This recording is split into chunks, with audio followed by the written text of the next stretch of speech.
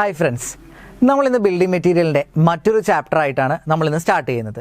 So നമ്മൾ ആദ്യം പഠിച്ച ചാപ്റ്റർ നമ്മുടെ ബ്രിക്കായിരുന്നു. രണ്ടാമത് നമ്മൾ പഠിക്കാൻ പോകുന്നത് സോളിഡ് മെറ്റീരിയൽസ്. നമ്മൾ ആദ്യം ഒന്ന് ക്ലാസിഫൈ ചെയ്തിരുന്നു, ഒരു ഇൻട്രൊഡക്ഷനിൽ ക്ലാസിഫൈ ചെയ്തിരുന്നു. Solid material, cementing material, protecting material എന്ന് ക്ലാസിഫൈ ചെയ്തിരുന്നു. അതിലെ രണ്ടാമത്തെ ഒരു സോളിഡ് മെറ്റീരിയലിലെ രണ്ടാമത്തെ ചാപ്റ്റർ ആയിട്ടുള്ള ടിമ്പർ എന്ന് പറയുന്നൊരു ഭാഗമായിട്ടാണ് നമ്മളിന്ന് തുടങ്ങുന്നത്. സോ ടിമ്പർ കൺസ്ട്രക്ഷന് ഒഴിച്ചുകൂടാനാവാത്ത, ഇപ്പോഴും നമ്മൾ കൺസ്ട്രക്ഷൻ നന്നായിട്ട് ഉപയോഗിക്കുന്ന ഒരു മെറ്റീരിയലാണ് ടിമ്പർ എന്ന് പറയുന്ന മെറ്റീരിയൽ.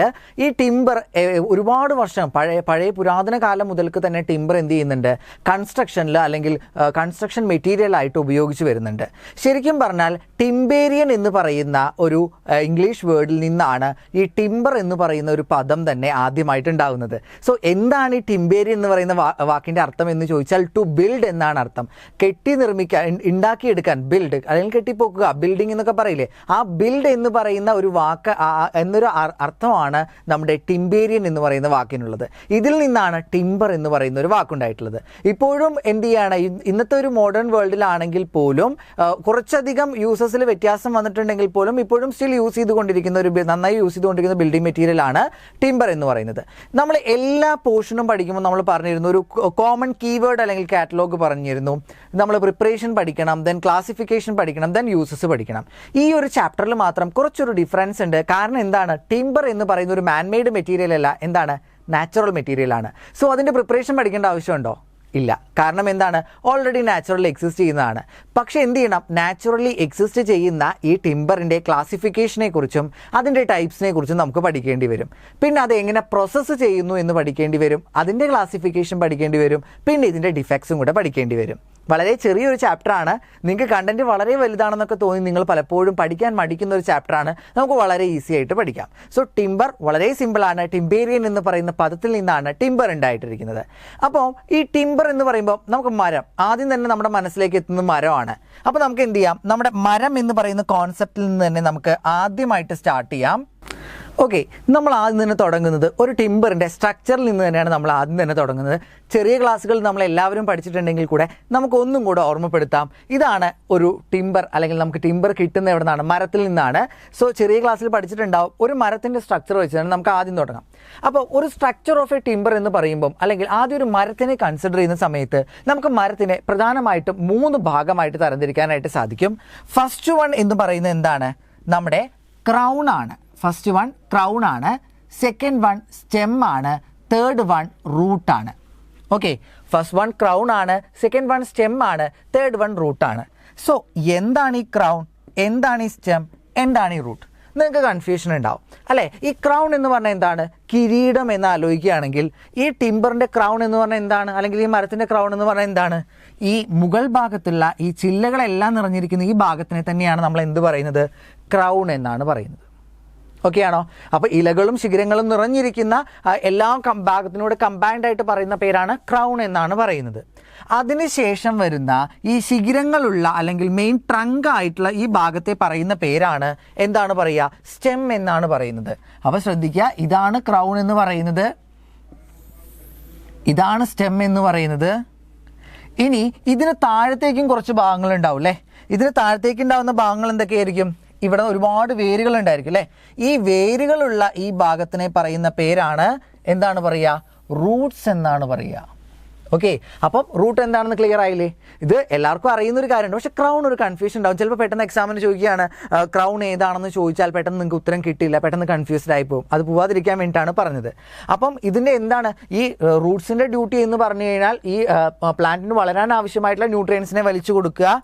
ഇദ്ദേഹം അതിനെ കണ്ടക്ട് ചെയ്ത് മുകളിലേക്ക് കൊണ്ടുപോകുന്നു, ഇദ്ദേഹം ആ ഫുഡ് പ്രോസസ്സ് ചെയ്യുന്നു, താഴത്തേക്ക് കൊടുക്കുന്നു, ഫ്രൂട്ട്സ് ഉണ്ടാവുന്നു, ഫ്ലവേഴ്സ് ഉണ്ടാവുന്നു, നിറഞ്ഞിങ്ങനെ നിൽക്കുന്നു. ഇത്രയൊക്കെ ഉണ്ടെങ്കിൽ കൂടെ നമ്മളിവിടെ എഞ്ചിനീയറിംഗ് പർപ്പസിന് എടുക്കുന്ന ഭാഗം ഏതാണ്, നമ്മുടെ സ്റ്റെം എന്ന് പറയുന്ന ഭാഗമാണ് നമ്മൾ എഞ്ചിനീയറിംഗ് പർപ്പസിന് വേണ്ടിയിട്ട് നമ്മൾ എടുക്കുന്നത് അല്ലേ? അപ്പം ഈ ഒരു സ്ട്രക്ചറിനെ കുറിച്ചൊരു ചെറിയൊരു ധാരണയായെന്ന് നമുക്ക് പ്രതീക്ഷിക്കാം. അപ്പം ഈ ഒരു സ്ട്രക്ചറിനെ കുറിച്ച് ധാരണയായിട്ടുണ്ടെങ്കിൽ നമുക്ക് ഈ സ്ട്രക്ചറിനെ കുറിച്ച് ഡീറ്റെയിൽഡ് ആയിട്ടൊന്ന് പഠിക്കണം അല്ലേ? ഡീറ്റെയിൽഡ് ആയിട്ട് പഠിക്കുന്ന സമയത്ത് നമുക്ക് എന്ത് ചെയ്യാം, ടിമ്പറിനെ ക്ലാസിഫൈ ചെയ്യാം. ടിമ്പറിനെ എങ്ങനെയാണ് ക്ലാസിഫൈ ചെയ്യുക? നമുക്ക് എല്ലാവർക്കും പണ്ട് തന്നെ നമ്മൾ ചെറുപ്പത്തിൽ പഠിക്കുന്നുണ്ട് എക്സോജീനിയസ് ട്രീസ് എന്നും എൻഡോജീനിയസ് ട്രീസ് എന്നുമാണ് നമ്മൾ ടിമ്പറിനെ ആദ്യം തന്നെ ക്ലാസിഫൈ ചെയ്യുക. So what you mean by exogenous trees ആണെങ്കിൽ what you mean by endogenous? Exo പുറത്തേക്ക്, എൻഡോ ഉള്ളിലേക്ക് അല്ലേ? എൻഡോക്രൈൻ ഗ്ലാൻസ് എന്ന് കേട്ടിട്ടുണ്ടാവും, exothermic reaction and endothermic reactions എന്ന് കേട്ടിട്ടുണ്ടാവും. അപ്പോൾ തന്നെ എക്സോ എൻഡോ എന്നുള്ള വാക്കുകളുടെ അർത്ഥം അറിയാം. എക്സോ എന്ന് പറഞ്ഞാൽ നമ്മുടെ ചുറ്റുപാടും ഒന്ന് നോക്കുകയാണെങ്കിൽ ചില ട്രീകൾ വണ്ണം വെച്ച് വരുന്ന ട്രീകളായിരിക്കും അല്ലേ, മനുഷ്യന്മാർക്കിടയിലും ഉണ്ടായിരിക്കും. അതുപോലെ തന്നെ എൻഡോജീനിയസ് എന്ന് പറഞ്ഞാൽ എന്താണ്? നീളം കൂടിപ്പോകുന്ന ട്രീകൾ ഉണ്ടായിരിക്കും അല്ലേ, എൻഡോ ഉള്ളിലേക്ക്. സോ എക്സോജീനിയസ് ട്രീസ് എന്ന് പറഞ്ഞാൽ എന്താണ്? റേഡിയസ് വൈസ് അല്ലെങ്കിൽ എന്താണ് നമ്മുടെ ഒരു ഈ പറയുന്ന റേഡിയൽ വൈസ് അല്ലെങ്കിൽ എന്ത് ചെയ്യണം, വണ്ണം കൂടി വരുന്ന അല്ലെങ്കിൽ സ്റ്റെമ്മിൻ്റെ ഈ റേഡിയസ് കൂടി വരുന്ന തരത്തിലുള്ള ട്രീകൾ, അത്തരത്തിൽ വലുതാകുന്ന ട്രീകൾ അല്ലെങ്കിൽ വികസിക്കുന്ന ട്രീകളെയാണ് നമ്മൾ എന്ത് പറയുന്നത്? എക്സോജീനിയസ് ട്രീസ് എന്ന് പറയുക. അപ്പോൾ എൻഡോജീനിയസ് ട്രീസ് എന്ന് പറഞ്ഞാൽ എന്താണ്? എൻഡോജീനിയസ് ട്രീസ് എന്ന് പറഞ്ഞാൽ തിരിച്ചാണ്, ഉള്ളിലേക്ക് വലുതാവുക എന്നുള്ളതാണ് നമുക്ക് ഓർത്ത് വെക്കാനായി സാധിക്കുക. ഉള്ളിലേക്ക് വലുതാവുകയാണോ? അല്ല. എന്താണ്? നമ്മുടെ മുള, കമുക് പോലെയുള്ള മരങ്ങൾ എങ്ങനെയാണ്? നീളമാണ് അവർ കൂടി വരിക, പക്ഷെ അവർക്ക് അത്ര സൈസ് ഉണ്ടാവില്ല അല്ലേ? പക്ഷെ അതുകൊണ്ട് തന്നെ അവരെ നമുക്ക് എഞ്ചിനീയറിംഗ് ആപ്ലിക്കേഷൻ എടുക്കാൻ പറ്റുമോ? ഇല്ല. സ്കഫോൾഡിങ് ചെയ്യാനോ അല്ലെങ്കിൽ നമുക്ക് റൂഫിങ്ങിലൊക്കെയാണ് നമുക്ക് ആരെ ഉപയോഗിക്കാൻ പറ്റുള്ളൂ? എൻഡോജീനിയസ് ആയിട്ടുള്ള ട്രീസിനെ ഉപയോഗിക്കാൻ പറ്റുള്ളൂ. പക്ഷേ എക്സോജീനിയസ് ആണെങ്കിലോ സ്റ്റെമ്മ് വളരെ വലുതായി പോകും തോറും നമുക്ക് വുഡ് ഒരുപാട് കിട്ടുകയും നമുക്ക് എഞ്ചിനീയറിംഗ് ആപ്ലിക്കേഷൻസിന് വേണ്ടി ഏറ്റവും കൂടുതൽ ഉപയോഗിക്കാൻ സാധിക്കുന്ന ആരെയാണ്? എക്സോജീനിയസ് ട്രീസിനെയാണ്. ഓക്കെ, തെറ്റരുത്. എക്സോജീനിയസ് ട്രീസിനെയാണ് നമുക്ക് എഞ്ചിനീയറിംഗ് ആപ്ലിക്കേഷന് വേണ്ടിയിട്ട് കൂടുതലായിട്ട് ഉപയോഗിക്കാനായിട്ട് സാധിക്കുന്നത്. പുറത്തേക്ക് ബൾക്ക്നെസ് വരുന്നവയാണ് എക്സോജീനിയസ് ട്രീസ് എന്ന് പറയുന്നത്. ഈ എക്സോജീനിയസ് ട്രീസിനെ നമ്മൾ ഏറ്റവും കൂടുതൽ ഉപയോഗിക്കുന്ന ഇവരെയല്ലേ? ഇവരെ ഞാൻ എഗെയിൻ ഡിവൈഡ് ചെയ്യുന്നത് രണ്ട് തരത്തിലാണ് ഡിവൈഡ് ചെയ്യുന്നത്. കോണിഫേഴ്സ് ട്രീസ് എന്നും ഡെസിഡ്വസ് ട്രീസ് എന്നും ഡിവൈഡ് ചെയ്യുന്നു. ഓക്കെ, അപ്പോൾ ഈ കോണിഫേഴ്സ് ട്രീസ് എന്നും ഡെസിഡ്വസ് ട്രീസ് എന്നും ഡിവൈഡ് ചെയ്യുമ്പം കോണിഫേഴ്സ് ട്രീസ് അല്ലെങ്കിൽ എവർഗ്രീൻ ട്രീസ് അല്ലേ, പേരിൽ തന്നെയുണ്ട് ഒരു വ്യത്യസ്തത. എവർഗ്രീൻ ട്രീ, എവർഗ്രീൻ എന്ന് പറഞ്ഞാൽ എന്താണ്? നിത്യഹരിതം. ചെറിയ ക്ലാസ്സുകളിൽ കേട്ടിട്ടുണ്ടാവും, നിത്യഹരിത വനങ്ങൾ എന്ന് കേട്ടിട്ടുണ്ടാവും, നിത്യഹരിത നായകൻ എന്ന് കേട്ടിട്ടുണ്ടാവും, നിങ്ങൾ എവർഗ്രീൻ സോങ്സ് എന്ന് കേട്ടിട്ടുണ്ടാവും. എപ്പോഴും ഒരുപോലെ ഇമ്പോർട്ടൻ്റ് ആയിട്ടുള്ള അല്ലെങ്കിൽ എല്ലാവർക്കും പ്രിയപ്പെട്ട ഒരേ രീതിയിൽ തന്നെ നിൽക്കുന്നവയാണ് എവർഗ്രീൻ എന്ന് പലപ്പോഴും നമ്മൾ വിശേഷിപ്പിക്കാറുള്ളത് അല്ലേ.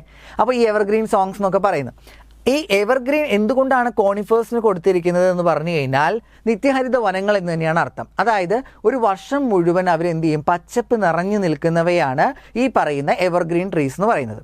അപ്പോൾ ഈ വർഷം മുഴുവൻ പച്ചപ്പ് നിറഞ്ഞു നിൽക്കുകയാണെന്ന് പറഞ്ഞാൽ നിങ്ങൾക്കൊരു ചോദ്യം ഉണ്ടാവും, സാറേ അതിൻ്റെ ഇലയൊന്നും കൊഴിയുന്നില്ല എന്ന് ചോദ്യം ഉണ്ടാവും. ഇലകൾ കൊഴിയുന്നുണ്ട്, പക്ഷേ ഇലകൾ കൊഴിയുന്നതിനോടൊപ്പം തന്നെ പുതിയ ഇലകൾ അതിലേക്ക് വന്നുകൊണ്ടിരിക്കുന്നത് കൊണ്ട് നമുക്ക് ഒരിക്കലും എന്തുണ്ടാവില്ല, അത് ഇലകളില്ലാത്ത ഒരു വൃക്ഷമായിട്ട് എപ്പോഴും നിൽക്കുന്നതായി തോന്നില്ല. പക്ഷെ ചില ട്രീകളുണ്ട് അല്ലേ, നമ്മൾ ചില ട്രീകളൊക്കെ നോക്കുകയാണെങ്കിൽ വർഷത്തിൽ ഏതെങ്കിലും ഒരു സമയത്ത് ഇലകളെല്ലാം പൊഴിക്കുകയും ശിശിരത്തിലെ ഇലകളെല്ലാം പൊഴിച്ചുകൊണ്ട് നിൽക്കുകയും പിന്നീട് പുതിയ ഇലകൾ തളിർക്കുകയും ചെയ്യുന്ന മരങ്ങളുണ്ട് അല്ലേ. അവയെ എന്തിൽ ഉൾപ്പെടുത്താൻ? നമുക്ക് ഡെസിഡ്വസ് ട്രീസിൽ ഉൾപ്പെടുത്താനായിട്ട് സാധിക്കും. ഓക്കെ ആണോ? സോ കോണിഫേഴ്സ് ട്രീസ് എന്ന് പറഞ്ഞാൽ എവർഗ്രീൻ ട്രീസ് ആണ്. ഡെസിഡ്വസ് ട്രീസ് എന്ന് പറഞ്ഞു കഴിഞ്ഞാൽ എവർഗ്രീൻ അല്ല, നമ്മളിവിടെ പറയുക ബ്രോഡ് ലീഫ് ട്രീസ് എന്നാണ് പറയുക. വലിയ ഇലകളോട് കൂടിയവയാണ് എന്ത് പറയുന്നത്? ഡെസിഡ്വസ് ട്രീസ് എന്ന് പറയുന്നത്. ഓക്കെ, അപ്പോൾ നമ്മൾ ആദ്യം തന്നെ നമ്മളൊരു ഡിവിഷനോ ക്ലാസിഫിക്കേഷനോ പഠിക്കുന്ന സമയത്ത് അതിനെക്കുറിച്ചുള്ള ഒരു ഇൻഡിക്കേഷൻ നമ്മുടെ മനസ്സിന് കൊടുക്കണം, അല്ലെങ്കിൽ നമ്മുടെ ബ്രെയിനിന് കൊടുക്കണം. എങ്കിൽ മാത്രമാണ് ബ്രെയിൻ അത് ഡെവലപ്പ് ചെയ്തുകൊണ്ട് കോൺസെപ്റ്റിലേക്ക് വരുത്താനായിട്ട് സാധിക്കുകയുള്ളൂ. അപ്പോൾ നമുക്ക് എന്ത് ചെയ്തു? ഒരു ചെറിയൊരു ഇൻഡിക്കേഷൻ കൊടുത്തു, എവർഗ്രീൻ ആണ്, ബ്രോഡ് ലീഫ് ആണ്. ഇതൊരു എക്സാം പോയിന്റ് ഓഫ് വ്യൂവും കൂടെയാണ്. ഈ രണ്ട് ചോദ്യങ്ങൾ എപ്പോഴും ചോദിക്കാണ്ട് ഏതാണ് എവർഗ്രീൻ ട്രീസ് എന്നും ഏതാണ് ബ്രോഡ് ലീഫ് ട്രീസ് എന്നും ചോദിക്കാം. ഓക്കെ ആണോ?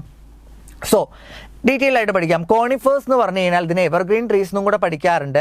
ഇതിൽ ഏറ്റവും ഇമ്പോർട്ടൻ്റ് ആയിട്ടുള്ള മറ്റൊരു പോയിന്റ് ആണ്, സോഫ്റ്റ് വുഡ് തരുന്നത് ആരാണ്? നമുക്ക് സോഫ്റ്റ് വുഡ് തരുന്ന ആരാണ്?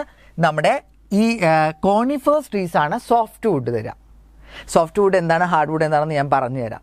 അതായത് കോണിഫേഴ്സ് ട്രീസിൽ നിന്ന് കിട്ടുന്ന വുഡിനെ പറയുന്ന പേരാണ് സോഫ്റ്റ് വുഡ് എന്നാണ് നമ്മൾ പറയുന്നത്. Soft would. ഈ സോഫ്റ്റ് വുഡിൻ്റെ പ്രത്യേകത നമുക്കറിയാം. പുറത്തേക്ക് വലുതാവുന്ന മരങ്ങളാണെങ്കിൽ അതിൽ നമ്മൾ മരമൊക്കെ മുറിച്ച കഷ്ണം എടുത്ത് നോക്കുമ്പോൾ കറക്റ്റായിട്ട് ഇങ്ങനെ സർക്കിൾസ് പോലെ കാണപ്പെടും. അവയാണ് ആനുവൽ റിങ്സ് എന്ന് പറയുന്നത്. നമ്മളിതിൽ പഠിക്കുന്നുണ്ട്, ഇതിൻ്റെ സ്ട്രക്ചർ പഠിക്കുന്നുണ്ട്. അത്തരത്തിലുള്ള ആനുവൽ റിങ്സിനെ തെളിഞ്ഞ് കാണുന്നവയാണ് കോണിഫേഴ്സ് എന്ന് പറയും. അതെന്താണെന്ന് ഞാൻ പറഞ്ഞുതരാം. ഡെസിഡ്വസ് എന്ന് പറഞ്ഞു കഴിഞ്ഞാൽ ബ്രോഡ് ലീഫായിട്ടുള്ള ട്രീസിനെയാണ് എന്ത് പറയുന്നത്? ഡെസിഡ്വസ് ട്രീസ് എന്ന് പറയുക.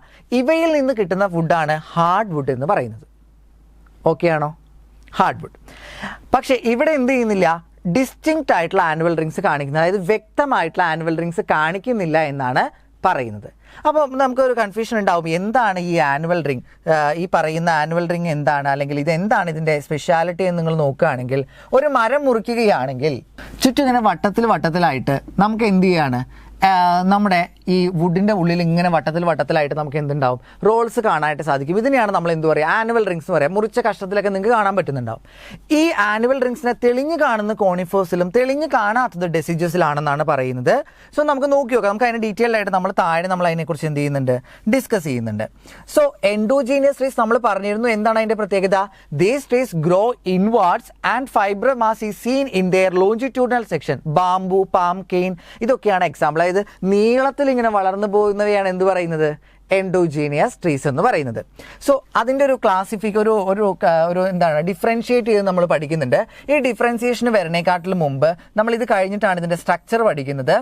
അപ്പം നമ്മൾ സ്ട്രക്ചർ പഠിക്കുന്നതിനെക്കാട്ടിലും ഞാൻ ജസ്റ്റ് ഒന്ന് നമുക്കിത് പറഞ്ഞു തരാൻ വേണ്ടിയിട്ട് ഞാനൊന്ന് കാണിച്ചു തരാം. ഇതാണ് ഒരു ടിമ്പറിൻ്റെ സ്ട്രക്ചർ എന്ന് പറയുമെങ്കിൽ ഇതിൽ കണ്ടോ ഒരുപാട് സർക്കിൾസ് ഇങ്ങനെ കണ്ടോ, ഇതിനെയാണ് ആനുവൽ റിംഗ് എന്ന് പറയുക. പലപ്പോഴും വിറകൊക്കെ വെട്ടിയിടുമ്പം നിങ്ങൾ ആ വിറകിൻ്റെ കഷ്ണം എടുത്ത് നോക്കിയാൽ നിങ്ങൾക്ക് ഒരുപാട് സർക്കിൾസ് കാണാം. ഇതിനെയാണ് ആനുവൽ റിങ്സ് എന്ന് പറയുക. സോ നമുക്ക് എന്ത് ചെയ്യാം, ഈ ഒരു സ്ട്രക്ചർ നിങ്ങളൊന്ന് മനസ്സിൽ വെച്ചിരിക്കാൻ നമുക്ക് എന്ത് ചെയ്യാം, ആ ക്ലാസിഫിക്കേഷൻ കഴിഞ്ഞ് താഴത്തേക്ക് വരാം. ഓക്കെ, അപ്പോൾ നമുക്ക് എന്ത് ചെയ്യാം, ക്ലാസിഫിക്കേഷനിലേക്ക് എടുക്കാം. എന്തൊക്കെയാണ് ക്ലാസിഫിക്കേഷനിൽ പറയുന്നത് നോക്കിയാലോ. സോഴ്സിനെ വെച്ചാണ് ആദ്യത്തെ ഒരു കമ്പാരിസൺ വരുന്നത്. ഈ സോഫ്റ്റ് വുഡ് നമുക്ക് കിട്ടുന്നത് എവിടെ നിന്നാണ്, കോണിഫേഴ്സ് ട്രീസിൽ നിന്നാണ്. എവർഗ്രീൻ ആയിട്ടുള്ള ഒരു ട്രീസ് ആണ് നമ്മൾ നേരത്തെ പറഞ്ഞിരുന്നു. പക്ഷേ ഇതിന് മറ്റൊരു സ്പെഷ്യാലിറ്റി കൂടിയുണ്ട്. എന്താണ് സ്പെഷ്യാലിറ്റി എന്ന് ചോദിച്ചാൽ വളരെ പോയിന്റഡ് ആയിട്ടുള്ള ലീഫായിരിക്കും. ഇവിടെ ബ്രോഡ് ലീഫാണെന്ന് പറഞ്ഞു അല്ലേ, അപ്പോൾ അങ്ങനെയാണെന്ന് വെച്ചാൽ നേരെ ഓപ്പോസിറ്റ് അല്ല ഇവിടെ ഉണ്ടാവുക. ഇവിടെ ബ്രോഡ് ലീഫ് ആണെങ്കിൽ ഇവിടെ എന്തായിരിക്കും, നീഡിൽ ഷേപ്പ്ഡ് ലീഫായിരിക്കും ഉണ്ടാവുക. ഓക്കെ, ഇതിൽ പറഞ്ഞിരിക്കുന്ന എന്താണ്, ജിംനോസ്പേംസ് എന്ന് പറയുന്ന ഒരു ബയോളജിക്കൽ ടേം ആണ്. അത്തരത്തിലുള്ള പ്ലാന്റിനെ പറയുന്ന പേരാണ് ഇത്, ജിംനോസ്പേം ആണ്.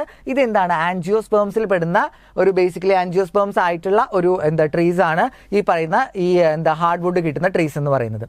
അപ്പം ഇതിൽ നേരെ കമ്പയർ ചെയ്യുമ്പോൾ ഹാർഡ് വുഡ് ഒബ്റ്റൈൻ ചെയ്യുന്ന ഡെസിഡ്യൂസ് ട്രീസിലാണ്. ഓർമ്മിക്കാനായിട്ട് ഞാൻ ഒരു കാര്യം പറയാം, ഹാർഡ് ഡി ഉണ്ട്, ഡെസിഡ്യൂസ് ഡി ഉണ്ട്. സോ ഹാർഡ് എന്ന് ആലോചിച്ച് വെക്കുക, ഡെസിഡ്യൂസ് ഡി ഉണ്ട്. ഹാർഡ് വുഡ് എവിടെ നിന്നാണ്, ഡെസിഡ്യൂസിൽ നിന്നാണ്. നമ്മുടെ കോണിഫേഴ്സ് എടുക്കുക, സോഫ്റ്റ് വുഡ്. ഇവിടെ കമ്പാരിസൺ കിട്ടുന്നില്ലെങ്കിൽ പോലും ഹാർഡ് വുഡിന് ഡി കമ്പയർ ചെയ്യാൻ പറ്റുമ്പോൾ സോഫ്റ്റ് വുഡിന് ഏത് തന്നെയായിരിക്കും, കോണിഫേഴ്സ് തന്നെയായിരിക്കും. ഓക്കെ അല്ലേ.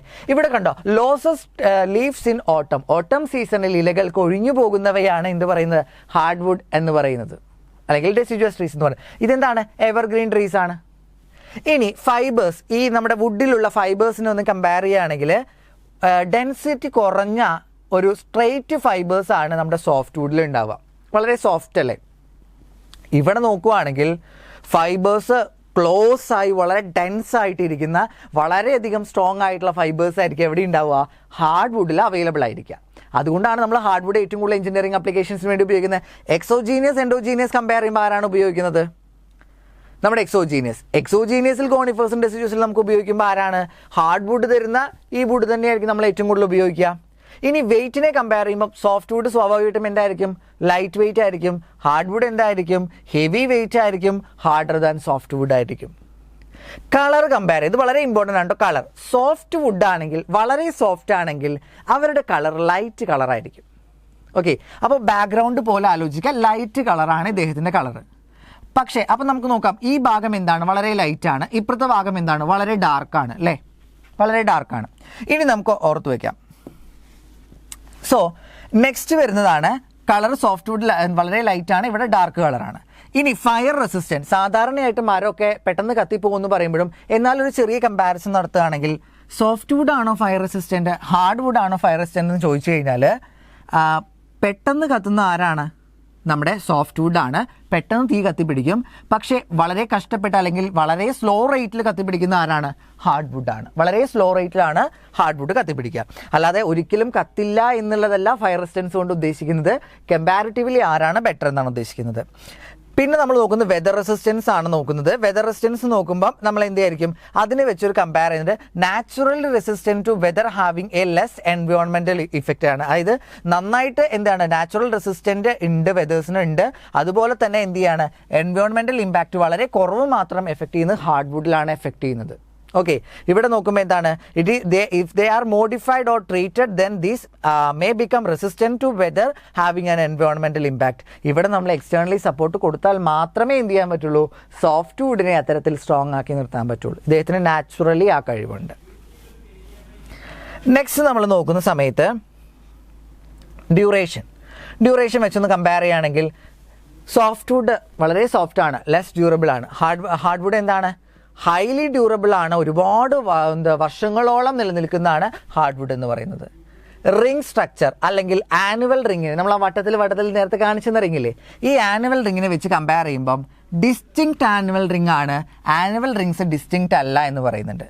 എന്താണ് ഇതിൻ്റെ അർത്ഥം എന്ന് ചോദിച്ചു കഴിഞ്ഞാൽ നിങ്ങളിങ്ങനെ ആലോചിച്ചാൽ മതി. സോഫ്റ്റ് വുഡ് വളരെ ലൈറ്റ് കളറാണ് അല്ലേ, അപ്പം ഈ വെള്ള ടേബിളിൻ്റെ പോലെയുള്ള ഇതാണ് നമ്മുടെ ഈ പറയുന്ന സോഫ്റ്റ് വുഡ് എന്ന് വിചാരിക്കാം.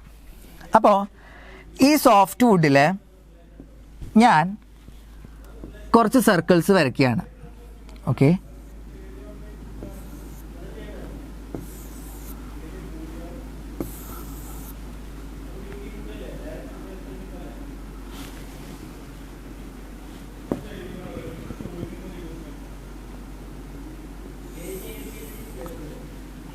ഈ സർക്കിൾസ് എല്ലാം തന്നെ ഈ ലൈറ്റ് കളറിൽ എടുത്തു കാണും. അതെന്തുകൊണ്ടാണ്, അതിൻ്റെ ബാക്ക്ഗ്രൗണ്ട് ലൈറ്റ് ആയതുകൊണ്ട് തന്നെയാണ് ഈ റിങ്സ് എല്ലാം എടുത്തു കാണുന്നത്. അപ്പം ഇത്തരത്തിൽ എടുത്തു കാണുന്നത്, ലൈറ്റ് കളറിൽ എടുത്തു കാണുന്നത് കൊണ്ട് തന്നെ സോഫ്റ്റ് വുഡിൻ്റെ ബാക്ക്ഗ്രൗണ്ട് ലൈറ്റ് ആയതുകൊണ്ട് അതിൽ ഈ ഡാർക്ക് നിറത്തിലുള്ള ആനുവൽ റിങ്സ് പെട്ടെന്ന് തെളിഞ്ഞു കാണുമോ, നിങ്ങൾക്ക് കാണാൻ പറ്റില്ലേ, തെളിഞ്ഞ് കാണാൻ പറ്റും. അപ്പം ആനുവൽ റിങ്ങിൻ്റെ കളർ എന്ന് പറയുന്നത് ഡാർക്കാണെന്ന് സങ്കല്പിക്കുക. ഓക്കെ, ആനുവൽ റിങ്ങിൻ്റെ കളർ ഡാർക്കാണ്.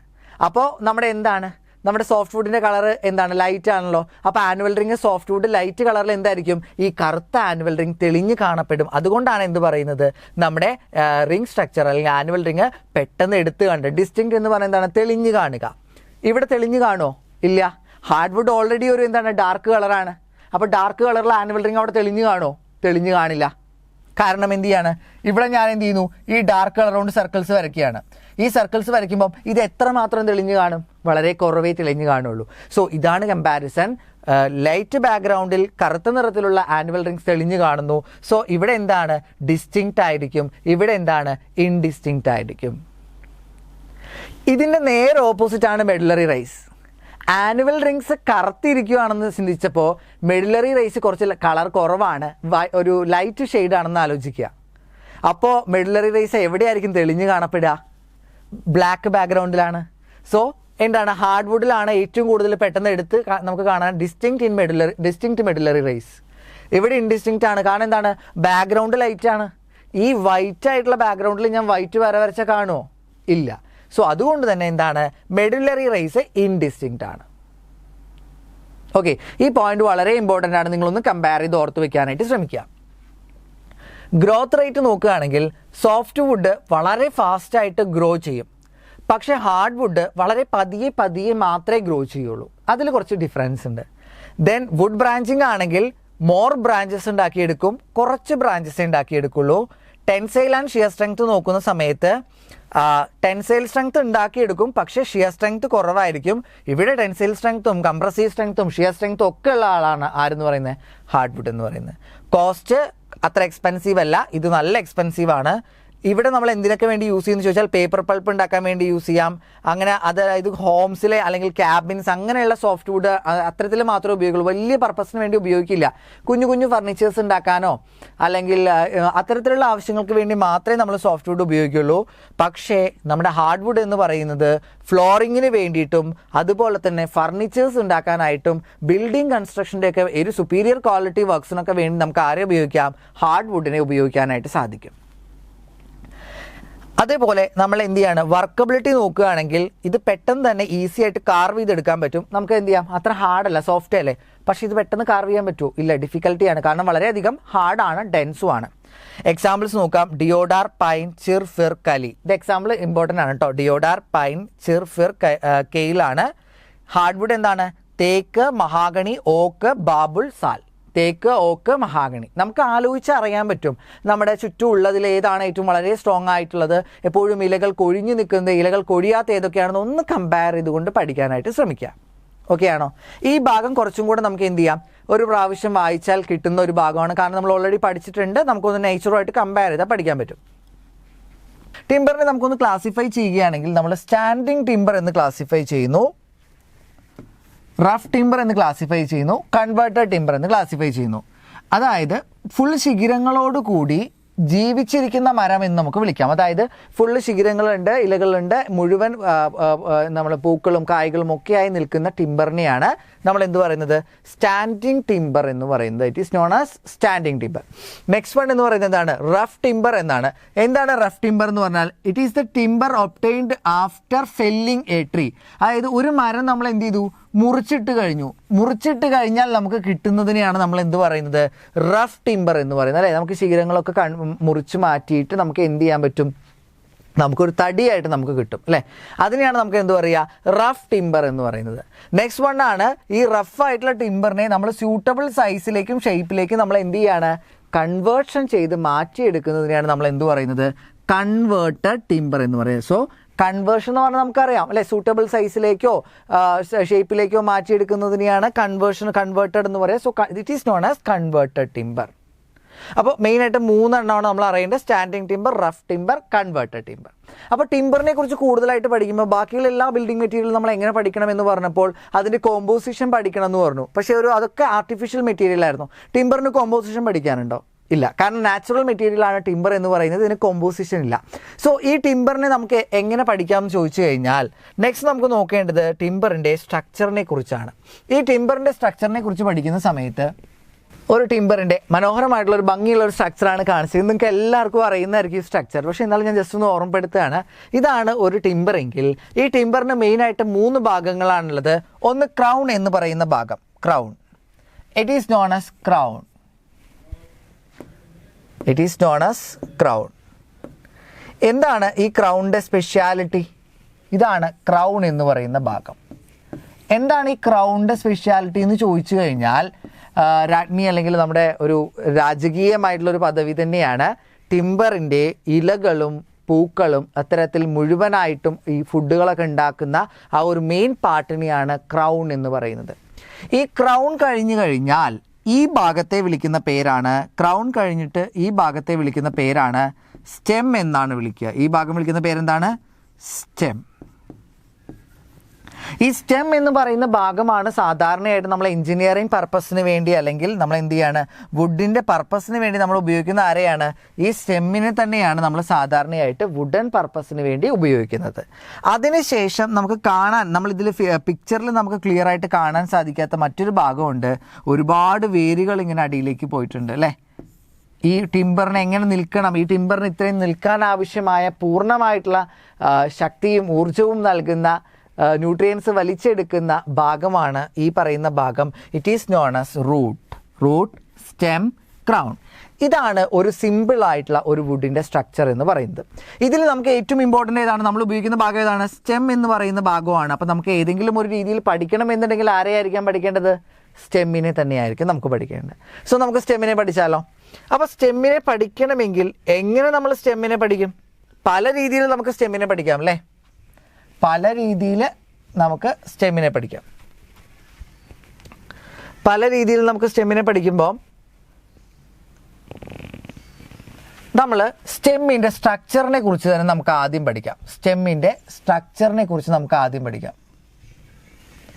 സ്റ്റെമ്മിൻ്റെ സ്ട്രക്ചറിനെ കുറിച്ച് ആദ്യം പഠിക്കാം. അപ്പോൾ സ്റ്റെമ്മിൻ്റെ സ്ട്രക്ചറിന് എന്താണ് പ്രത്യേകത? സ്റ്റെമ്മിൻ്റെ സ്ട്രക്ചർ നമുക്ക് 2 രീതിയിൽ പഠിക്കാം. ഒന്ന് മാക്രോ സ്ട്രക്ചർ എന്ന് പറഞ്ഞിട്ടും പഠിക്കാം, 2 മൈക്രോ സ്ട്രക്ചറായിട്ട് നമുക്ക് പഠിക്കാം. എന്താണ് ഈ മാക്രോയുടെയും മൈക്രോയുടെയും ഡിഫറൻസ് എന്ന് ചോദിച്ചാൽ നിങ്ങൾക്ക് എല്ലാവർക്കും അറിയാം. ഒരു +2 ടൈമിലൊക്കെ നമ്മൾ ലാബിലൊക്കെ മൈക്രോസ്കോപ്പ് ഉപയോഗിച്ച് സെല്ലുലാർ ലെവലിലും പഠിച്ചിട്ടുണ്ടാവും. അല്ലാതെ ഒരു ഫിസിക്കൽ ഒബ്സർവേഷനിൽ നമ്മൾ എന്ത് ചെയ്യും? ബയോളജിയിൽ ചില കാര്യങ്ങൾ പഠിക്കും. അതുപോലെ നമുക്കിവിടെ പഠിക്കേണ്ട സ്റ്റെം ആണെങ്കിൽ സ്റ്റെമ്മിൻ്റെ ഒരു സ്യൂട്ടബിൾ സെക്ഷൻ്റെ നമ്മൾ എന്ത് ചെയ്യാം? മൈക്രോ ലെവലിൽ നമുക്ക് എന്ത് ചെയ്യാം? അതിൻ്റെ സെല്ലുകളെ കുറിച്ചും പഠിക്കണം. അതുകൂടാതെ അതിൻ്റെ ഫിസിക്കൽ, നമുക്ക് പെട്ടെന്ന് നോക്കിയാൽ മനസ്സിലാകുന്ന മാക്രോ സ്ട്രക്ചറിനെ കുറിച്ചും നമ്മളിവിടെ പഠിക്കണം. അപ്പോൾ ഈ മാക്രോ സ്ട്രക്ചറിനെ കുറിച്ച് പഠിക്കുമ്പോൾ നമുക്കൊരു കൺഫ്യൂഷൻ ഉണ്ടാവും. എല്ലാ രീതിയിലും നമുക്ക് പഠിക്കാം, അല്ലേ? എല്ലാ രീതിയിലും പഠിക്കാമെന്ന് ചോദിച്ചാൽ എങ്ങനെയൊക്കെയാണ് പഠിക്കാം? പല രീതിയിൽ കട്ട് ചെയ്യാം. ഒരു വുഡിൻ്റെ ടിമ്പറിൻ്റെ കഷ്ണത്തിന് എടുത്താൽ പല രീതിയിൽ നമുക്ക് വേണമെങ്കിൽ കട്ട് ചെയ്യാം. ഇങ്ങനെ കട്ട് ചെയ്യാം, ഇങ്ങനെ കട്ട് ചെയ്യാം, അങ്ങനെ പല പല രീതിയിൽ കട്ട് ചെയ്യാം. ഇതിൽ ഏത് കട്ട് ചെയ്തെടുക്കുന്ന ഭാഗമായിരിക്കും സ്യൂട്ടബിൾ ആയിട്ട് പഠിക്കാൻ സാധിക്കുക? നമുക്ക് കൺഫ്യൂഷനാണ്. നമുക്ക് നോക്കി നോക്കാം ഏറ്റവും സ്യൂട്ടബിൾ ആയിട്ടുള്ള ഭാഗം ഏതാണെന്ന് നോക്കി നോക്കാം. അപ്പോൾ അതിനു മുമ്പ് ഏതൊക്കെ തരത്തിൽ ഏതൊക്കെ ഭാഗങ്ങളെ വെച്ച് പഠിക്കാം എന്നുള്ളതും കൂടെ നമ്മളൊന്ന് അറിയണം. ഇതാണ് ഒരു വുഡൻ പീസ് എങ്കിൽ ഈ വുഡൻ പീസിനെ പല പല രീതിയിൽ നമുക്ക് കട്ട് ചെയ്തുകൊണ്ട് പഠിക്കാം. ഇത് ഞാൻ നിങ്ങൾക്ക് പറഞ്ഞു തരാൻ കാരണം നമുക്ക് പലർക്കും ബേസിക് ആയിട്ടുള്ള ചില കാര്യങ്ങൾ അറിയുന്നുണ്ടാവില്ല. ഇനി വരുന്ന പോർഷൻസിൽ സ്ട്രെങ്ത് ഒക്കെ പറയുമ്പം ട്രാൻസ്ഫേഴ്സ് സെക്ഷനിൽ വളരെയധികം സ്ട്രെങ്ത് ആണ്, സർക്കുംഫറൻഷ്യൽ ഡയറക്ഷനിൽ സ്ട്രെങ്ത് ആണെന്ന് പറയുമ്പോൾ നിങ്ങൾക്ക് അത് കറക്റ്റായിട്ട് കിട്ടില്ല. ഇതൊരു ടിമ്പർ പീസിന് നമ്മൾ എടുക്കുമ്പോൾ ലോഞ്ചിറ്റ്യൂഡിനൽ ആക്സിസ് നമ്മളിവിടെ മെൻഷൻ ചെയ്തിട്ടുണ്ട്. ഇതാണ് ട്രാൻസ്ഫേഴ്സ് സെക്ഷൻ എന്ന് പറയുന്നത്. ഇതാണ് ഈ ആനുവൽ റിംഗ് എന്ന് പറയുന്നത്, ഇവിടെ കാണിച്ചിട്ട് ട്രാൻസ്ഫേഴ്സ് സെക്ഷൻ. ഈ ട്രാൻസ്ഫർ സെക്ഷൻ അത് കൂടാതെ തന്നെ നമ്മുടെ ഇതൊരു വുഡിൻ്റെ ഫുള്ള് ഒരു വുഡായിട്ട് നമ്മളിതിനെ എടുക്കുകയാണെങ്കിൽ, പൂർണ്ണമായിട്ടൊരു വുഡായിട്ട് നമ്മളിതിനെ എടുക്കുകയാണെങ്കിൽ ഇതിൽ ഫൈബേഴ്സ് ഉള്ളത് ഈ എലോങ് ദ ലെങ്ത് വൈസ് ഡയറക്ഷനിലല്ലേ. ഈ ഭാഗം ഇങ്ങനെ കട്ട് ചെയ്തെടുക്കുന്നതിനെയാണ് എന്ത് പറയുന്നത്? റേഡിയൽ സെക്ഷൻ എന്ന് പറയുന്നത്. Radial section. അതുകൂടാതെ നമുക്ക് ഈ സൈഡിൽ എടുക്കുന്നതിനെയാണ് എന്ത് പറയുന്നത്? ചെത്തിയെടുക്കുന്ന ഒരു ഭാഗമാണ് ടാൻജൻഷ്യൽ സെക്ഷൻ. ടാൻജൻഷ്യൽ സെക്ഷൻ അവിടെയുള്ള നേച്ചർ ഒരു ഫിഗർ നമ്മളിവിടെ കാണുന്നുണ്ട്. ഇതിൽ ഏത് സെക്ഷനാണ് നമുക്ക് ഈ ടിമ്പറിനെ കുറിച്ച് അല്ലെങ്കിൽ സ്റ്റെമ്മിനെ കുറിച്ച് പഠിക്കാൻ ഏറ്റവും കൂടുതൽ സ്യൂട്ടബിൾ ആയിട്ടുള്ളത്? ടാൻജൻഷ്യൽ ആണോ, അല്ലെങ്കിൽ റേഡിയൽ ആണോ, ട്രാൻസ്വേഴ്സ് ആണോ? നമുക്കറിയാം അല്ലേ, ട്രാൻസ്വേഴ്സ് സെക്ഷൻ തന്നെയാണ് ഏറ്റവും സ്യൂട്ടബിൾ ആയിട്ടുള്ളത്. ട്രാൻസ്വേഴ്സ് സെക്ഷനിൽ പഠിച്ചാൽ ടിമ്പറിൻ്റെ ഒരു മാക്രോ ലെവൽ സ്ട്രക്ചറിനെ വളരെ വ്യക്തമായിട്ട് മനസ്സിലാക്കാൻ സാധിക്കും. നമുക്ക് ആ ക്രോസ് സെക്ഷൻ തന്നെ ഒന്ന് എടുത്താലോ?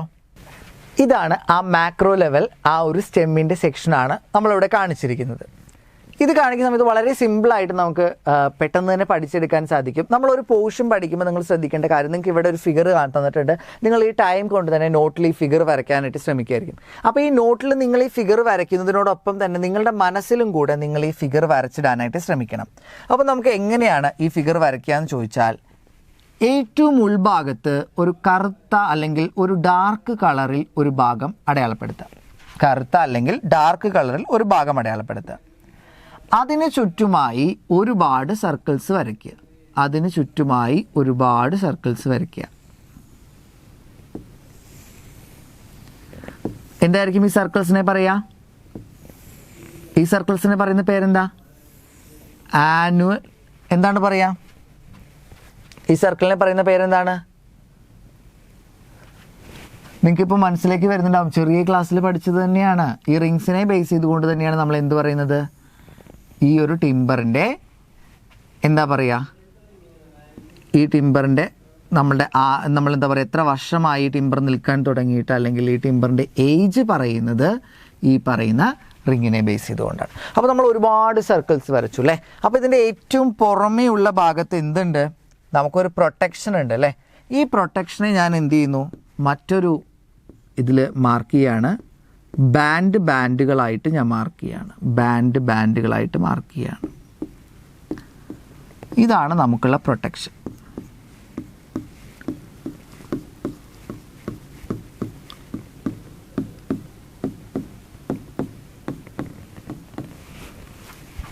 ഈ പ്രൊട്ടക്ഷൻ്റെ ഉൾഭാഗത്തുള്ളതാണ്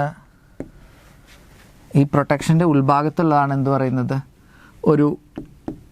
ഒരു സാക്ക് ഉണ്ട്, ഒരു വെള്ളം നിറഞ്ഞിരിക്കുന്ന ഒരു ഭാഗമുണ്ട്. ഇതിൽ നിറയെ സെൽസാണ് കേട്ടോ, വുഡിൻ്റെ സെൽസാണ്. മുഴുവൻ വെള്ളം നിറഞ്ഞിരിക്കുന്ന ഒരു ഭാഗം.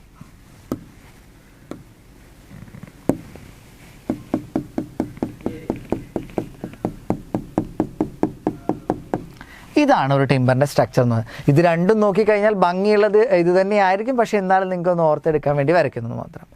ഈ ഉള്ളിൽ കാണിച്ചിരിക്കുന്ന കറുത്ത കല്ലിച്ചിരിക്കുന്ന ഭാഗത്തെ വിളിക്കുന്ന പേരാണ് പിത്ത് എന്നാണ് വിളിക്കുന്നത്. The most inner most portion of the timber എന്ന് പറഞ്ഞാൽ പിത്താണ്. Central portion of the timber എന്ന് പറഞ്ഞാൽ പിത്താണ്. പിത്തിനെ വിളിക്കുന്ന മറ്റൊരു പേരാണ് മെഡുല്ല എന്ന് പറയുന്നത്. പിത്തിനെ വിളിക്കുന്ന മറ്റൊരു പേരെന്താണ്? മെഡുല്ല എന്നാണ് വിളിക്കുക. എന്താണ് പിത്തിൻ്റെ പ്രത്യേകത എന്ന് ചോദിച്ചാൽ, ഈ ഒരു മരത്തിന് യങ്ങർ ഏജിൽ വളരെയധികം ചെറുപ്പത്തിൽ ഒരുപാട് അപകടങ്ങൾ ഉണ്ടാവും. മറ്റൊക്കെ വല്ല മൃഗങ്ങളും കടിക്കാം, അല്ലെങ്കിൽ കാറ്റത്ത് വീഴാം. അപ്പോഴൊക്കെ ഇത് വീണ്ടും വീണ്ടും തഴച്ച് വളരാനായിട്ട് ശ്രമിക്കും അല്ലേ. ഇത്തരത്തിൽ ഇതിന് ആവശ്യമായിട്ടുള്ള ഊർജ്ജം നൽകുന്നത്, അല്ലെങ്കിൽ ചെറുപ്പകാലത്തിൽ ഇതിന് വേണ്ട പ്രൊട്ടക്ഷൻ നൽകുന്ന ഒരു ഭാഗമാണ് പിത്ത് എന്ന് പറയുന്ന ഭാഗം. കാലക്രമേണ ഈ പ്രൊട്ടക്ഷൻ അവസാനിക്കുകയും ആ ഒരു ഭാഗം കറുത്ത് കല്ലിച്ചു മാറുകയും ചെയ്യുന്നതാണ് പിത്ത് എന്ന് പറയുന്നത്. പിന്നീട് ഈ പിത്ത് എവിടെയാണ് വരുന്നതെന്ന് ചോദിച്ചാൽ ഈ ഒരു ടിമ്പറിൻ്റെ മെച്യൂർ സ്റ്റേജ് കഴിഞ്ഞു കഴിഞ്ഞാൽ, ഓവർ മെച്യൂർഡ് ആയി കഴിഞ്ഞാൽ അപ്പോൾ മുതൽ എന്തായിരിക്കും, ഈ പിത്തിൻ്റെ ഉൾഭാഗത്തു നിന്നും ഈ മരം കേടുവന്ന് പുറത്തേക്ക് വരാൻ തുടങ്ങും. അതായത് പിത്ത് ഡീക്കേ ചെയ്ത് പുറത്തേക്ക് വരാൻ തുടങ്ങും. ഓക്കെ, അപ്പം അത്തരത്തിലുള്ള ഒരു ഭാഗമാണ് പിത്ത് എന്ന് പറയുന്നത്. എപ്പോഴും എക്സാമിന് ചോദിക്കും, പിത്തിൻ്റെ മറ്റൊരു പേരാണ് മെഡുല്ല. യങ്ങർ ഏജിൽ സപ്പോർട്ട് ചെയ്യുന്ന ആരാണ്? പിത്താണ്. അപ്പോൾ ഈ പിത്തിന് പുറത്ത് ഒരുപാട് സർക്കിൾസ് ഇല്ലേ? അപ്പോൾ പിത്തിന് തൊട്ടടുത്തായി കാണപ്പെടുന്ന സർക്കിൾസിൻ്റെ ഈ കൂട്ടത്തെ വിളിക്കുന്ന പേരെന്താണ്? പിത്തിന് തൊട്ടടുത്തായിട്ട് കാണപ്പെടുന്ന ഭാഗമാണ് നമ്മുടെ എന്ത് പറയുന്നത്? ഹേർട്ട് വുഡ് എന്ന് പറയുന്നത്. Heart wood. അതിന് പുറത്തായിട്ട് കാണപ്പെടുന്ന ഭാഗമാണ് എന്ത് പറയുന്നത്? ഈ ഒരു ഭാഗമാണ് എന്ത് പറയുന്നത്? Sap wood. ഇവിടെ ഹേർട്ട് വുഡ് ആണെങ്കിൽ ഇതിന് പുറത്തായി കാണപ്പെടുന്ന ഭാഗം എന്താണ്? Sap would. ഓക്കെ, അപ്പോൾ എന്താണ് ഹേർട്ട് വുഡ്, സാപ്പ് വുഡ്? അത് കഴിഞ്ഞിട്ട് ഇവിടെ ഒരു എന്താണ്, ഒരു സാക്ക് നിറയെ സെൽസ് ഉണ്ടെന്ന് പറയും. ഇതിനെ പറയുന്ന പേരെന്താണ്? Cambium layer. It's known as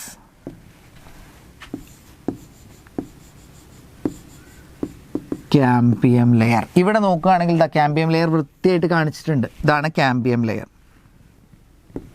കുറച്ചും കൂടെ ഭംഗിയാക്കിയിട്ട് നിങ്ങൾക്ക് കാണിക്കാനായിട്ടാണെങ്കിൽ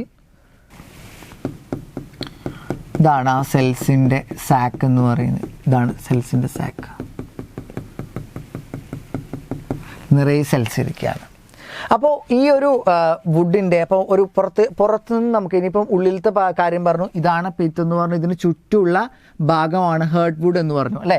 ഈ ഹേർട്ട് വുഡിൻ്റെ പ്രത്യേകത എന്ന് പറഞ്ഞു കഴിഞ്ഞാൽ ഒരു ടിമ്പർ ജീവിച്ചിരിക്കുന്ന അല്ലെങ്കിൽ ലിവിങ് ആയിട്ടുള്ള ടിമ്പറിൻ്റെ ഒരു ആക്ടിവിറ്റീസിലും പങ്കെടുക്കാത്തൊരു ഭാഗമാണ് ഹേർട്ട് വുഡ് എന്ന് പറയുന്ന ഭാഗം.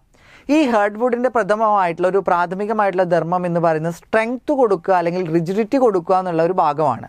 അതായത് നമ്മുടെ എഞ്ചിനീയറിംഗ് പർപ്പസിന് വേണ്ടി ഏറ്റവും ഉപയോഗിക്കുന്ന ഭാഗം എന്ന് പറയുന്നത് എന്തായിരിക്കും? ഈ ഹേർട്ട് വുഡിൻ്റെ ഭാഗങ്ങൾ തന്നെയായിരിക്കും. ഒരു ഡാർക്ക് കളറിലാണ് ഈ ഹേർട്ട് വുഡിൻ്റെ ഭാഗം കാണപ്പെടുന്നത്. പിത്തിനോട് അടുത്ത് ചേർന്ന് കാണപ്പെടുന്ന സർക്കിൾസ് ആണ് ഒരു ഡാർക്ക് നിറത്തിൽ കാണപ്പെടുന്ന ടിമ്പറിൻ്റെ ദൈനംദിന ആവശ്യങ്ങളിൽ ലിവിങ് കണ്ടീഷൻസിലൊന്നും പങ്കെടുക്കാത്ത ഒരു നിൽക്കുന്ന ഭാഗമാണ് ഹേർട്ട് വുഡ് എന്ന് പറയുന്നത്. ഹേർട്ട് വുഡിന് പുറത്ത് കാണപ്പെടുന്ന ആനുലാർ റിങ്ങിൻ്റെ കൂട്ടത്തെയാണ് നമ്മൾ എന്ത് പറയുന്നത്? സാപ്പ് വുഡ് എന്ന് പറയുന്നത്. വളരെ ആക്റ്റീവായി ലൈറ്റ് കളേർഡായി ലിവിങ് സെൽസോട് കൂടെ ദൈനംദിന ആവശ്യങ്ങളിൽ പങ്കെടുത്തുകൊണ്ട് നിൽക്കുന്ന ഒരു ഭാഗമാണ് സാപ്പ് വുഡ് എന്ന് പറയുന്നത്. അപ്പം സാപ്പ് വുഡ് എങ്ങനെയാണ് കാണപ്പെടുന്നത്? ഹേർട്ട് വുഡ് നമ്മൾ പറഞ്ഞു, ട്രൂ വുഡ് എന്നും കൂടെ ഇതിനെ വിളിക്കുന്നുണ്ട്. ഈ ഹേർട്ട് വുഡിൻ്റെ ഒരു ഡെഫിനിഷൻ ചോദിച്ചു കഴിഞ്ഞാൽ annular ring surrounded to the pith എന്ന് പറയാം. സാപ്പ് വുഡ് എന്ന് പറഞ്ഞാൽ എന്ത് പറയും? പിത്ത് ഈ നമ്മുടെ ഹേർട്ട് വുഡിന് ഇപ്പുറത്താണല്ലേ. ഹേർട്ട് വുഡിനും ക്യാമ്പിയം ലെയറിനും ഇടയ്ക്കാണ്. ഓക്കെ, ഹേർട്ട് വുഡിനും ക്യാമ്പിയം ലെയറിനും ഇടയ്ക്കുള്ള ഒരാളാണ് ആരെന്ന് പറയുന്നത്? സാപ്പ് വുഡ് എന്ന് പറയുന്നത്. ഔട്ടർ ഹേർട്ട് വുഡിനും ക്യാമ്പിയം ലെയറിനും ഇടയ്ക്കുള്ള ആളിനെയാണ് എന്ത് പറയുന്നത്? സാപ്പ് വുഡ് എന്ന് പറയുന്നത്. ഓക്കെ, അപ്പോൾ ഹേർട്ട് വുഡിൻ്റെ മറ്റൊരു പേരാണ് ട്രൂ വുഡ് എന്ന് പറയാം. സാപ്പ് വുഡിൻ്റെ മറ്റൊരു പേരാണ്, ഇവിടെ ഒരു ചെറിയൊരു മിസ്റ്റേക്ക് ഉണ്ട് കേട്ടോ, അൽബേണം എന്നാണ് പറയുന്നത്.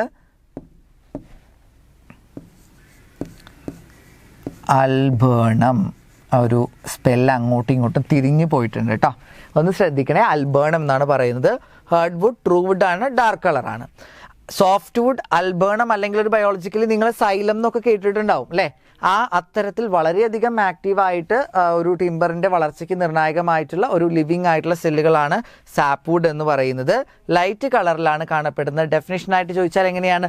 ഹേർട്ട് വുഡിനും ക്യാമ്പിയം ലെയറിനും ഇടയ്ക്കുള്ള ആളുകളാണ്. നെക്സ്റ്റ്, ഇതിൻ്റെ ബാക്കിയുള്ള ഭാഗം എന്ന് ചോദിച്ചാൽ ആരാണ്? നമ്മുടെ ആരൊക്കെയാണ്? സാപ്പ് വുഡ് കഴിഞ്ഞാൽ പിന്നെ ആരാണ്?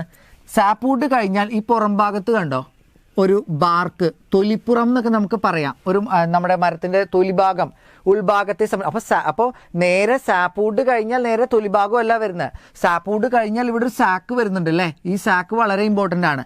ഈ സാക്കിനെ വിളിക്കുന്ന പേരാണ് ക്യാമ്പിയം ലെയർ എന്നാണ് വിളിക്കുക. അതായത് ഈ മരത്തിലെ ലിവിങ് സെൽസ് വളർന്നുകൊണ്ടിരിക്കുന്നത് എവിടെയാണ്? ഈ ക്യാമ്പിയം ലെയറിലാണ്. വളരെയധികം എൻറിച്ച്ഡ് ആയിട്ടുള്ള ഒരു ഫ്ലൂയിഡിലായിട്ടുള്ള ഒരു സ്ട്രക്ചറാണ്. ഇതിനെയാണ് ആരെ എഫക്റ്റ് ചെയ്യുന്നത്? നമ്മുടെ പുറത്തുനിന്നുള്ള ഇൻസെക്ട്സുകളും ക്രീച്ചേഴ്സൊക്കെ എഫക്റ്റ് ചെയ്യാനായിട്ട് ശ്രമിക്കുക. ഈ ഇൻസെക്ട്സുകളും ക്രീച്ചേഴ്സൊക്കെ എഫക്റ്റ് ചെയ്ത് എന്തായിരിക്കും?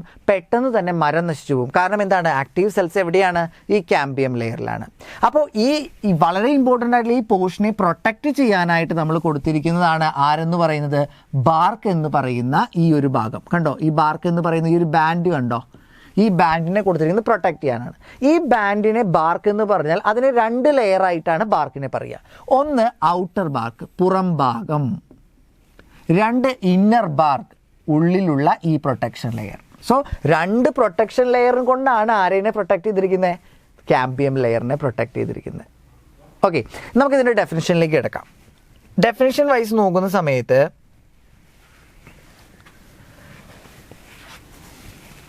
സാപ്വുഡാണ് വളരെ ഗ്രോത്തിന് നമ്മളെ സഹായിക്കുന്നത്. സാപ്വുഡിൻ്റെ മറ്റൊരു പേരാണ് അൽബേണം എന്ന് പറയുന്നത്. അൽബേണം നമ്മൾ നോക്കിയില്ലേ. നെക്സ്റ്റ് ക്യാമ്പിയം ലെയർ ആണ്. തിൻ ലെയർ ഓഫ് സാപ്പ് ആണ്, വളരെ തിൻ ലെയർ ഓഫ് സാപ്പ് ആണ് ബിറ്റ്വീൻ സാപ്പ് വുഡിനും ഇന്നർ ബാർക്കിനും ഇടയ്ക്കാണ്. നമ്മൾ പറഞ്ഞില്ല ഔട്ടർ ബാർക്ക് പുറത്താണ്, ഇന്നർ ബാർക്ക് ഉള്ളിലാണ്. ഇന്നർ ബാർക്കിനും അതുപോലെ തന്നെ സാപ്പ് വുഡിനും ഇടയിലുള്ളതാണ് cambium layer. Sap which has not yet been converted into sap wood. ഇവിടെ എന്താണ്? വെള്ളം നിറഞ്ഞിരിക്കുകയാണ്. ക്രമേണ എന്തായിരിക്കും?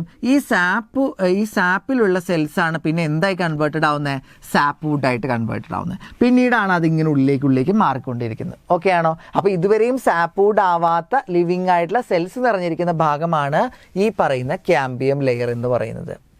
ഈ ക്യാമ്പിയം ലെയറിനെ പ്രൊട്ടക്റ്റ് ചെയ്യുന്ന ഇന്നർ ബാർക്ക് അല്ലെങ്കിൽ phloem. The inner skin or layer covering the alburnum it give protection to cambium layer. അതുകൂടാതെ ഔട്ടർ ബാർക്ക്, അതിനെ വിളിക്കുന്ന മറ്റൊരു പേരാണ് എന്ത്? കോർട്ടെക്സ് എന്ന് വിളിക്കുന്നു. Outer skin or cover of the tree, it is the outer most protective layer for the tree. It is also known as എന്താണ്? Cortex എന്ന് വിളിക്കുന്നു. ഓക്കെ, അപ്പോൾ റഫായിട്ട് പഠിച്ചാൽ തന്നെ നമുക്ക് എന്ത് കിട്ടും? ഇതിൻ്റെ ഉത്തരം കിട്ടും. ഇതൊന്നും കഴിഞ്ഞാൽ ഒരു ഇമ്പോർട്ടൻ്റ് ആയിട്ടുള്ള ഒരാളുണ്ട്. ഒരു ജാം റോൾ എടുക്കുക. ഒരുപാട് ലെയറുകൾ ഇങ്ങനെ ഉണ്ടെങ്കിൽ നമ്മൾ ആ ജാം റോൾ എടുത്താൽ തന്നെ ആ ഓരോ ലെയറും സ്പ്ലിറ്റായി പോകും അല്ലേ? ഈ ലെയറുകൾ സ്പ്ലിറ്റായി പോകുമ്പോൾ സ്പ്ലിറ്റ് ആവാതിരിക്കാൻ നമുക്ക് അതിനെയൊക്കെ ഒരു ബാൻഡ് വെച്ച് നമുക്ക് കെട്ടിയിടണം എന്ന് വിചാരിക്കുക. ആ ബാൻഡിനെയാണ് നമ്മൾ എന്ത് പറയുന്നത്? മെഡുലറി റേസ് എന്ന് പറയുക. It is known as medullary raise.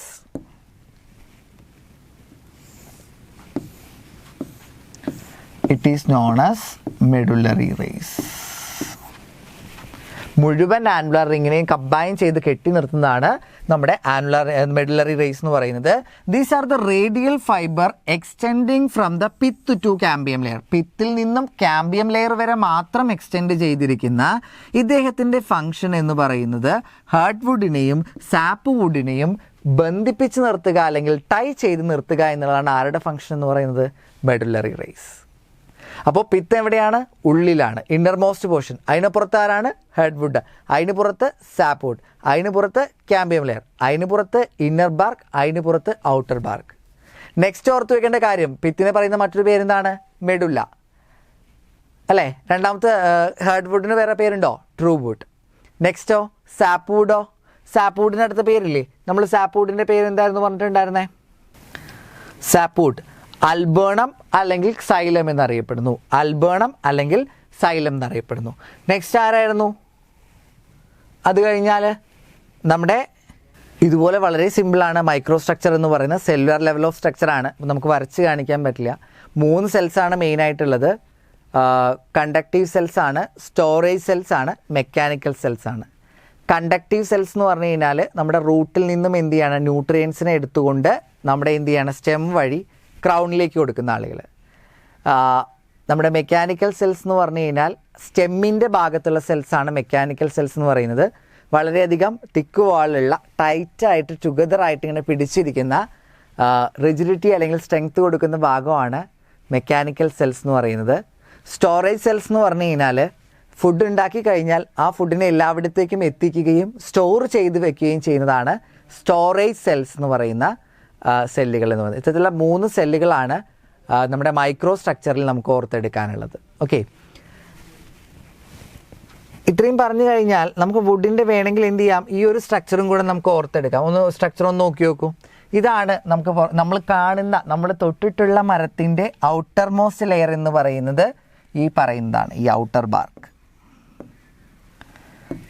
BARC ഈ ഭാഗമാണ്. ഇതിൽ തന്നെ കണ്ടോ ഈ ഒരു ഭാഗം നോക്കൂ, പെട്ടെന്ന് ഇളകി പോരുന്ന ഔട്ടർ ബാർക്കിൻ്റെ പോർഷൻ കണ്ടോ.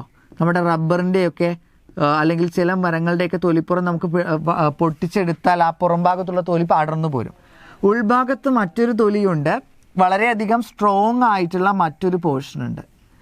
ഇതിനുള്ളിൽ കാമ്പിയം ലെയർ അങ്ങനെ എന്ത് ചെയ്യുന്നു, കാമ്പിയം ലെയർ പോകുന്നു, സാപ്പ് വുഡ് ആവുന്നു, ഹാർഡ് വുഡ് ആവുന്നു, ഉള്ളിൽ പിത്ത്. ഞാൻ ഈ പറയുന്ന പോലെ ഡാർക്ക് എന്ന് പറയുമ്പോൾ വളരെ കറുത്തിരിക്കുന്നു എന്നൊന്നുമില്ല, കമ്പാരറ്റീവ്ലി ഒരു കറുപ്പ് നിറമാണ്. അതിനെ കമ്പയർ ചെയ്യുമ്പോൾ ഒരു ഡാർക്ക് കളറാണ്, അതിനെ കമ്പയർ ചെയ്യുമ്പോൾ ഒരു ലൈറ്റ് കളറാണ്. ഒരു കമ്പയർഡ് ടു എന്താണ് കളർ വരുന്നത്. അതായത് കറുപ്പ് നിറം എന്ന് പറയുമ്പോൾ ഭയങ്കര പെർഫെക്റ്റ് ഡാർക്ക് എന്ന് നിങ്ങൾ വിചാരിക്കരുത്. ഇതാണ് നമുക്കൊരു പരിചയമുള്ള ഒരു ടിമ്പറിൻ്റെ അല്ലെങ്കിൽ ഒരു കഷ്ണം എടുത്ത് നമ്മൾ പഠിക്കുകയാണെങ്കിൽ ഇങ്ങനെയാണ് വരുന്നത്. ഓക്കെ, നിങ്ങൾക്ക് മൈക്രോ സ്ട്രക്ചറും മാക്രോ സ്ട്രക്ചറും ക്ലിയർ ആണെന്ന് വിചാരിക്കും.